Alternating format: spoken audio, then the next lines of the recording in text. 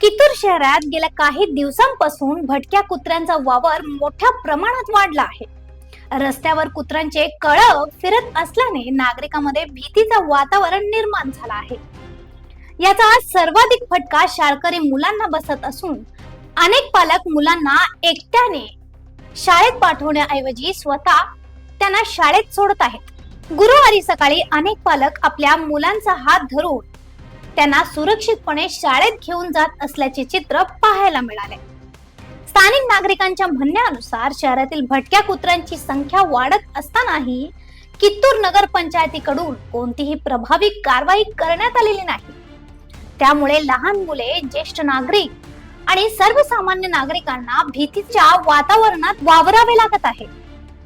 भटक्या कुत्र्यांच्या हल्ल्यामुळे एखादी गंभीर दुर्घटना झाल्यास त्याची जबाबदारी कोण घेणार, असा सवाल स्थानिकांनी उपस्थित केला आहे.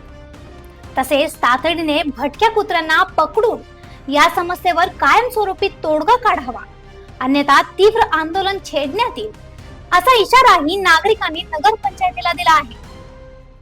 अशा आणखीन अपडेटसाठी फॉलो करा व्हॉइस ऑफ इनोग्रामला.